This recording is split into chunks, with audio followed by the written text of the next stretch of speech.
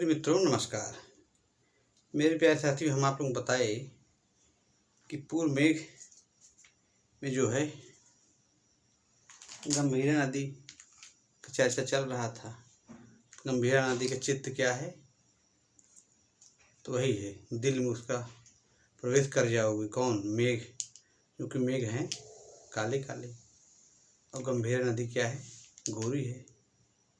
तो यही प्रसंग अब क्योंकि पूरा अर्थ क्लियर नहीं हो पाया है, इसलिए हम सोच रहे हैं एक बार इसका और रिवीजन कर लिया जाए।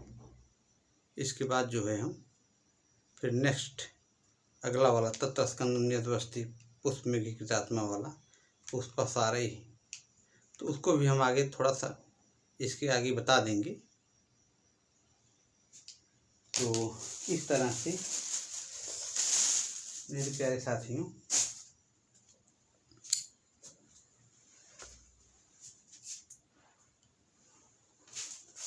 आप लोग हमारे चैनल ये जेपी संस्कृत क्लासेज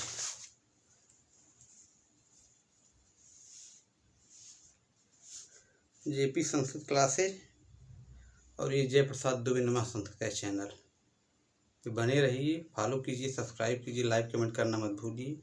मेरे प्यारे साथियों, इस तरह से हमारा आप लोग एक एक लाइक एक एक कमेंट हमारा हौसला बढ़ाएगा, ऊर्जा का काम करेगा और हम आप लोगों के लिए इसी तरह से रात रात जाग के दिन दिन मेहनत करते रहेंगे और वीडियो प्रोवाइड कराते रहेंगे मेरे प्यारे साथियों। तो प्यारे साथियों, इसका पहले एक बार वाचन कर लिया जाए।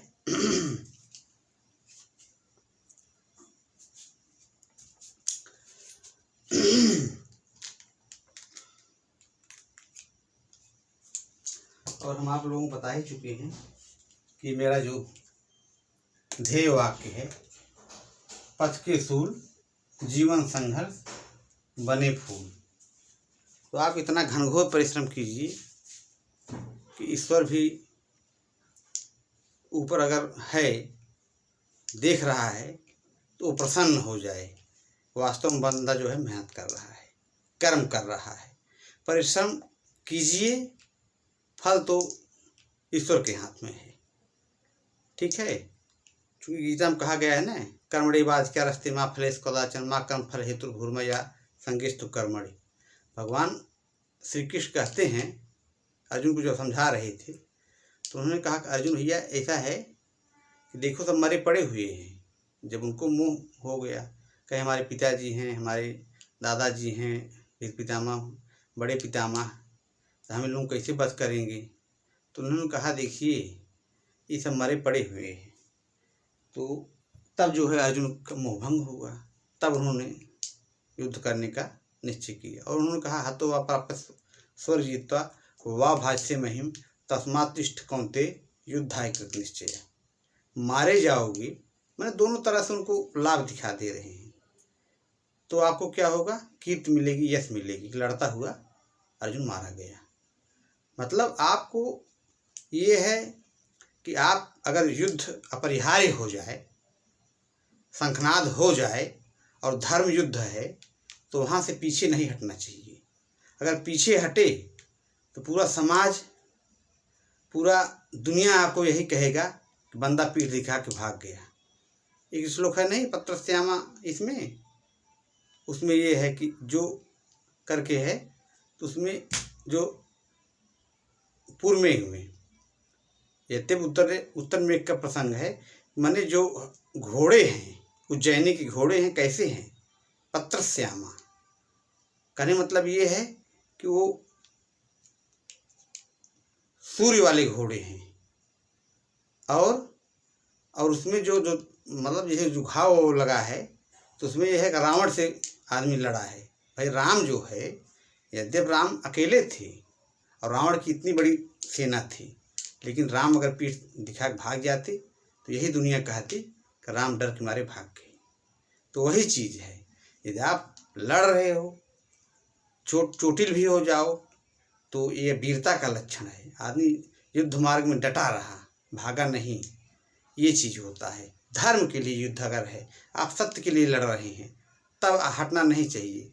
पता लगा अनर्गल, तो ये सब भाई समाज भी देखता है गलती किसकी है, नहीं गलती है, यद्यप बचाना भी चाहिए, ये हम नहीं कह रहे हैं। तो ये चीज़ है।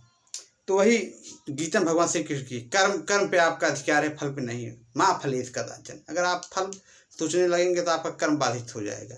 भाई आप देख रहे होंगे कोई बहुत मेहनत कर रहा है, जैसे हम ही लोग हैं भाई, सिविल तैयारी की, अब एक नंबर से कई बार इंटरव्यू दिया गया, पहुंचा गया, नहीं हुआ वो अलग बात है, हैं।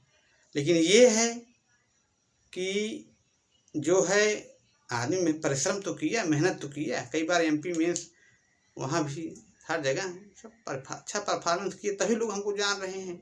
हाँ जो है दुबे जी वास्तव में टैलेंटेड व्यक्ति हैं। आज यहाँ भी TGT में 0.11 से नहीं हुआ, तो ये अलग बात है, ना होना ये। लेकिन अभी आप पढ़ा रहे हैं, चूँकि चैनल खुद ही बोल रहे हैं, पता लगा बोलना हो गया, 10-10 लोग बोलते चले जा रहे हैं, कोई दिक्कत नहीं है। अब जैसे लगातार हमको 4-5 श्लोक याद है शुरू की पूर्व में की। अब इसके पहले वाला यही श्लोक है, क्या? गंभीराया पयसि सरितस् चेतसि व प्रसन्ने छायात्मापि प्रकृति शुभगो लप्स्यते ते प्रवेशम तस्मादस्या कुमुद विषेदान अर्हसि त्वं न धैर्यात् मोघीकर्तुं चटुल सफरोत् ऊर्ध्वतन प्रेक्षितानि। चाहे जहाँ से भी आप उठा कहीं से भी पूर्व में का अब यही है, अब यही श्लोक है। तो अब इसमें ये बात कहा गया, फिर इसके बाद कहें कि इसके बाद वही है कि आप वाणी शाखम वाली बात कीजिए, हाँ, कि तो निषिद्ध, तो मतलब उसमें बताए गंभीर नदी का जो जल है सलिल वसनम, उसका वस्त्र है। और आप पूर्व मेघ बताए, यक्ष कालिदास का यक्ष कह रहा है, बोल रहा है कि हे यक्ष आप भावदार हैं, आप पानीदार हैं, आपके पास पानी है, आप पानी ही आपका अमोघ अस्त्र है, आप पानी के लिए ही जाने जाते हैं। ठीक है, जब आप जल वृष्टि करेंगे तभी जो है उसी के लिए आप जाने जाते हैं, आप मेघ हैं, जलद हैं। तो आपका, और चूंकि आपकी प्रेमिका जो है गंभीरा नदी, नायक जो है मेघ है, और जितनी भी नायिकाएं हैं, चाहे बेतवा नदी हो, बेत्रवती, सबसे पहले तो उसी को नायिका के ऊपर, फिर आपकी आती है वो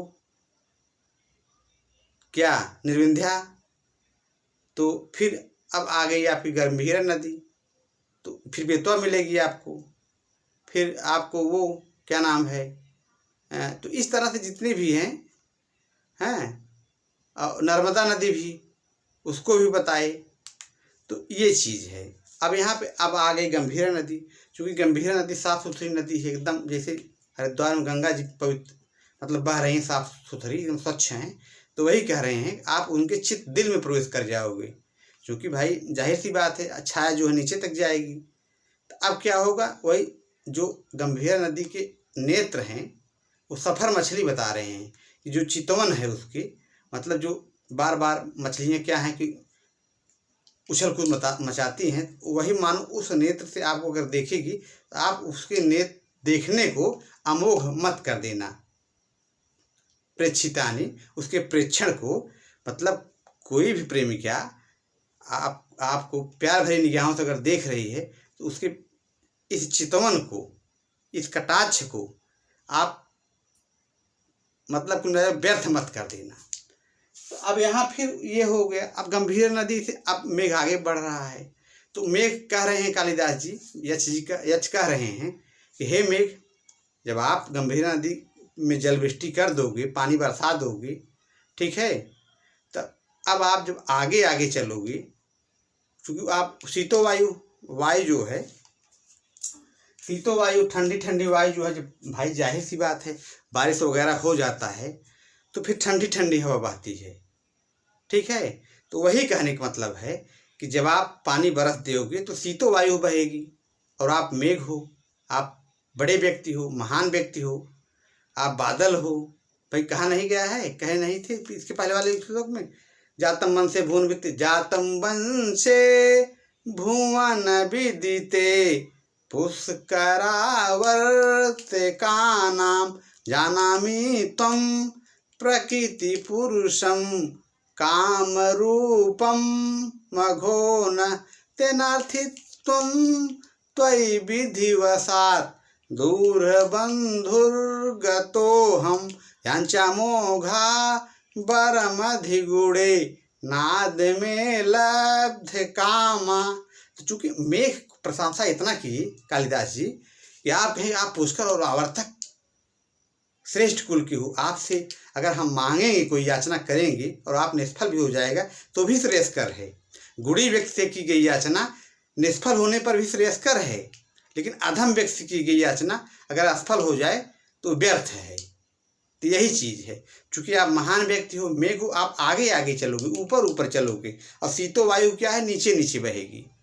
अब ये बताए, अब शीतो वायु यहाँ कहें कानो दुम्बराणाम परिणमयिता का, तो एक चीज़ बताए कि जब शीतो वायु शीतल वायु बहेगी, जब जल वृष्टि हो जाएगी, पानी बरस दोगे आप, तो शीतो वायु बहेगी। अब शीतो जब वायु बहेगी तो गूलर काननो दुम्बराणाम माने जंगली, कान माने होता जंगल, तो जंगली उदुम्बर माने होता गूलर, जो जंगली गूलर है वो पक जाएंगे, क्योंकि सावन भादो महीने के बाद जब ठंडी हवा बहती है, शीतल वायु बहती है, तभी गूलर पकते हैं, और गर्मी में नहीं पकते हैं।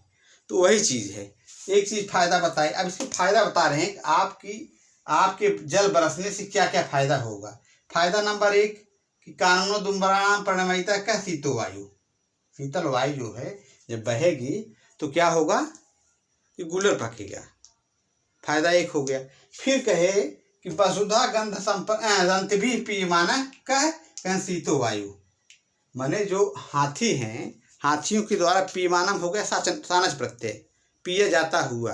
तो हाथी जो हैं, जो जंगलों में जानवर रह रहे हैं, हाथी वगैरह, ये क्या है कि भाई वो तो वर्षा पे ही टिके हुए हैं, पता लगा बहुत दिन तो बारिश ही नहीं होती है, जंगल में हाथी वगैरह ऐसे ही प्यास के मारे तड़पते रहते हैं।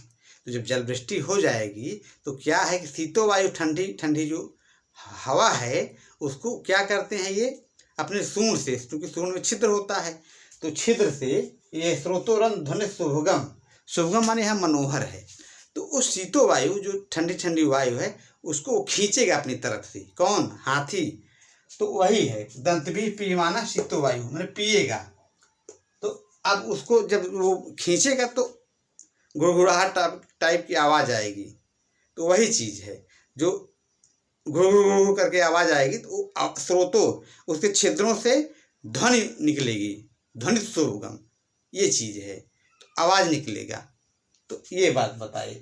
फिर कहें कि वसुधा, अब यहाँ त्वन निस्यंदोच्छ्वसित वसुधा गंध संपर्क रम्य।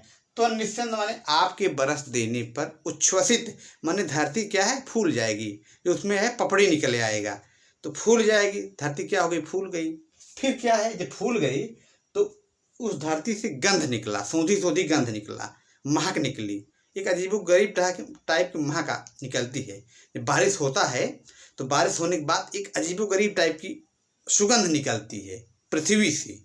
तो वही चीज़ कह रहे हैं कि उसके संपर्क से जो है क्या हुआ, सोंधी सोंधी आपको महक निकली, ये चीज़ हो गया, एक फायदा ये बताइए।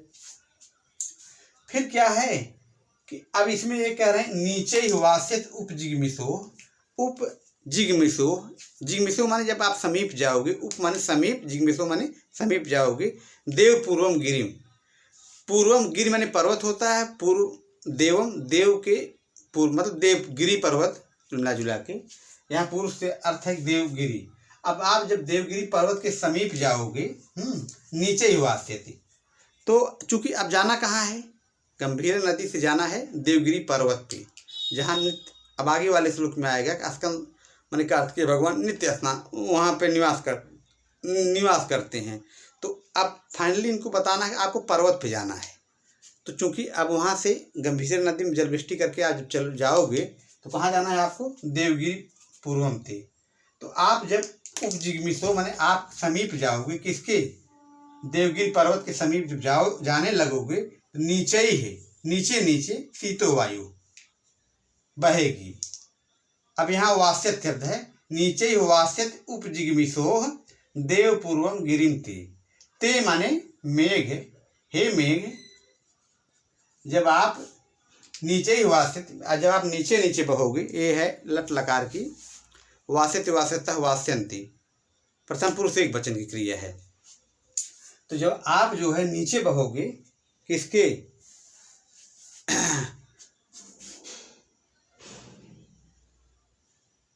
देवपूर्वम गिरिम, जब आप मतलब देवगिरी पर्वत की तरफ आप जाने लगोगे तो आप ऊपर ऊपर मेघ है और नीचे नीचे आप बहोगे, शीतल वायु बहेगी। तो ये चीज़ है, नीचे ही वास्यत शीतो वायु उपजिगमिषोः देवपूर्वम गिरिम ते, जब आप इधर जाने लगोगे, किधर, देवगिरी पर्वत की तरफ जाने लगोगे तो शीतल वायु, मेघ ऊपर ऊपर, बादल ऊपर ऊपर बहेगा, ऐसे ऐसे चलेगा और नीचे नीचे क्या होगा, ठंडी वायु बहेगी, शीतल वायु, शीतो वायु।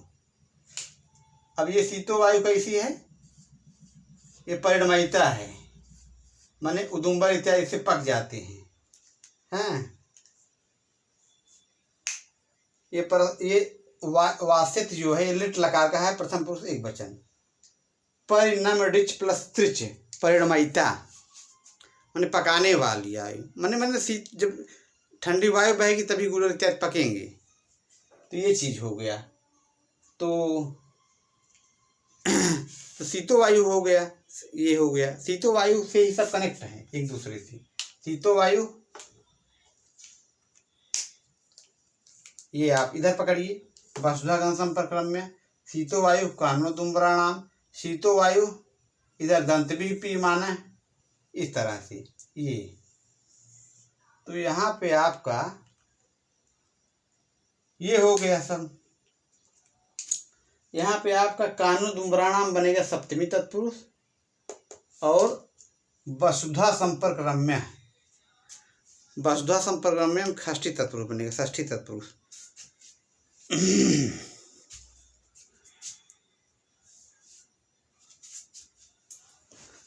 तो वसुधा संपर्क रम्य में जो है आपका षष्ठी तत्पुरुष हो गया और कान्वदुम्बराणाम में सप्तमी तत्पुरुष हो गया और ये हो गया, ये आपका लिट लकार हो गया। परिणमयिता में आपका ये हो गया परिणमडिस्त्रिच। तो ये हमारे स्वामी विवेकानंद की उक्ति है, उत्तिष्ठ जागृत प्राप्य वरान बोधयत। तो इस तरह से लगभग ये वीडियो पूरा संपन्न हो गया मेरे साथियों। अब इसके आगे वाला श्लोक है कि वहाँ पे क्या है कि जब आप वहाँ पहुँचना तो स्कंद भगवान कार्तिकेय भगवान को नमस्कार वाली बात आगे वाले श्लोक में है। और उसमें कह रहे हैं कि आप, क्योंकि जो आप मेघ हो, बादल हो, तो फूल आप खुद ही फूल बन जाते हो, आप सतरंगे हो, तो आप अपने फूल से बिना धुले उले उनको शिव कार्तिकेय भगवान को चढ़ा देना। तो ये वाला श्लोक आगे बताया जाएगा। आप लोग हमारे चैनल बने रहिए, जयप्रसाद दुबे नमः Sanskrit channel JP sir Sanskrit classes follow कीजिए, लाइक कीजिए, सब्सक्राइब कीजिए। मित्रों सादर नमन। आप लोगों का प्यार इसमें इसी तरह से रहेगा तो हम इसी तरह से वीडियो कंटेंट बनाते रहेंगे, आप लोगों के लिए काम करते रहेंगे जनहित में। नमः संस्कृताय, जयतु संस्कृतम और सर्वेभ्यो नमो नमः। नमः संस्कृताय। इसी के साथ मैं अपनी वाणी को विराम दे रहा हूँ। धन्यवाद मित्रों।